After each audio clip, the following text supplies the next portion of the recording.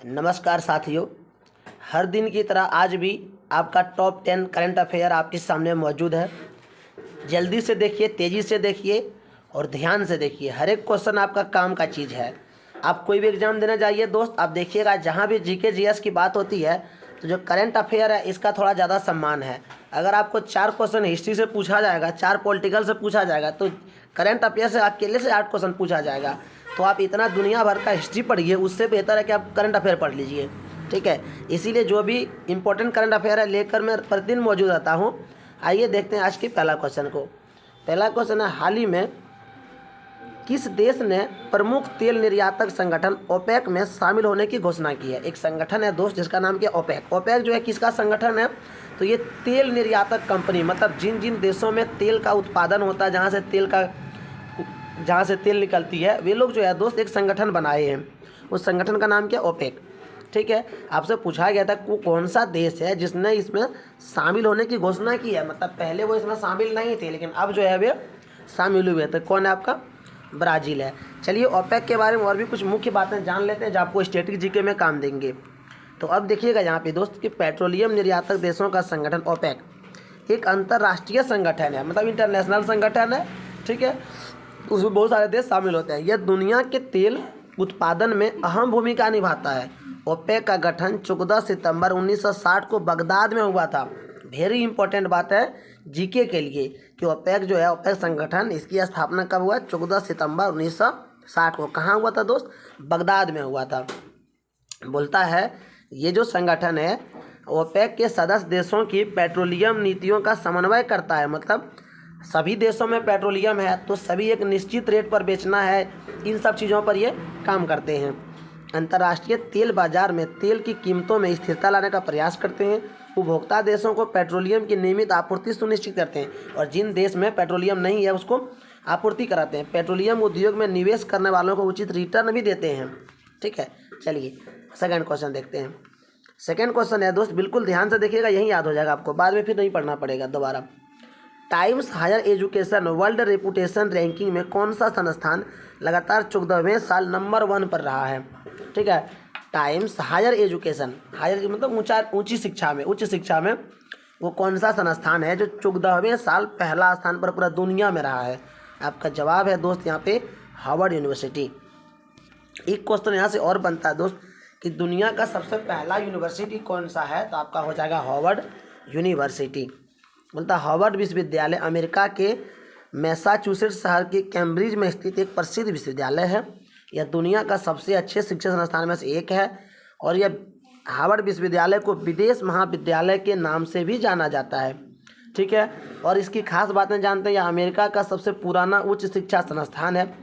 इसकी स्थापना 1636 में हुई थी। शुरुआत में इसका नाम new college of new town था, लेकिन अब इसका नाम जो है 13 मार्च 1639 को ही इसका नाम बदल दिया और बदल कर रख दिया हार्वर्ड कॉलेज रखा गया। चलिए आगे बढ़ते हैं आज का थर्ड क्वेश्चन को। थर्ड क्वेश्चन है दोस्त, निम्नलिखित में से किसने फरवरी 2025 में वन मैन ऑफिस लॉन्च किया। वन मैन ऑफिस OMO क्या है, वन मैन ऑफिस OMO किसने लॉन्च किया। आपका जवाब है भारतीय जीवन बीमा निगम, जिसको LIC शॉर्ट नाम से जानते हैं। ठीक है, भारतीय जीवन बीमा निगम। जानते हैं इसके बारे में और कुछ बातें। बोलता है भारतीय जीवन बीमा निगम LIC भारत की सबसे बड़ी सरकारी बीमा कंपनी है। इसकी स्थापना साल 1956 में हुई थी। कब हुई थी इसकी स्थापना, 1956 में। LIC का मुख्यालय कहाँ पर है दोस्त, मुंबई में। मोस्ट बातें यहाँ पे देखिए, सबसे पहली बात क्या जानने को मिला, इसकी स्थापना 1956 में। हेड ऑफिस का कहाँ है, मुंबई में है। ये हेड ऑफिस जो है करंट अफेयर में आ जाएगा आपका, LIC का हेड ऑफिस कहाँ है, तो आपका हो जाएगा मुंबई में। यह भारत के सरकारी स्वामित्व, ये भारत सरकार की कंपनी है। ठीक है, ये कोई प्राइवेट कंपनी नहीं है। यह वित्त मंत्रालय के नियंत्रण में आते हैं। हम लोग का वित्त मंत्री निर्मला सीतारामन है, उसके अंडर में ही आते हैं। यह देश की सबसे बड़ी निवेशक कंपनी है, मतलब जहाँ पैसा लगा सकते हैं, निवेश कर सकते हैं, उसकी कंपनी है।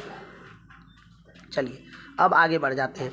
निम्नलिखित में से किस शहर में ग्रीन शिपिंग कॉन्क्लेव 2025 का उद्घाटन किया। आपका जवाब है मुंबई। क्या उद्घाटन किया गया, green shipping conclave 2025। Green shipping conclave 2025 Mumbai में किया गया है। ठीक है, जानते हैं इसके बारे में कुछ खास बातें। बोलता है दोस्त कि हरित परिवर्तन वैश्विक शिपिंग क्षेत्र के लिए चुनौतियों और अवसर प्रस्तुत करता है। IMO ने घाना और डेनमार्क के समुद्री प्राधिकरण के सहयोग से इसकी स्थापना किया है। चलिए आगे देखते हैं अगला क्वेश्चन को। उत्तर प्रदेश के बजट 2025 में किस शहर को मॉडल सोलर सिटी के रूप में विकसित किया गया है?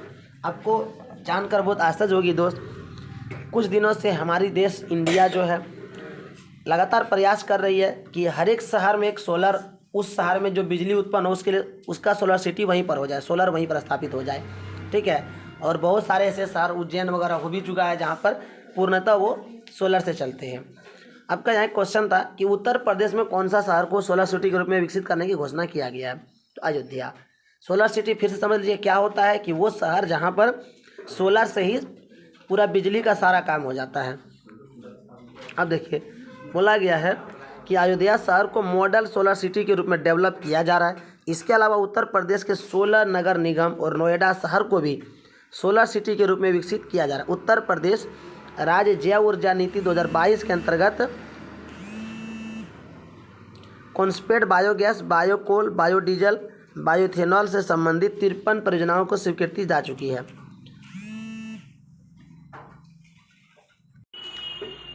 अगला क्वेश्चन है, हाल ही में किस राज्य के जोगीघोपा में अंतर्देशीय जलमार्ग टर्मिनल का उद्घाटन किया गया है?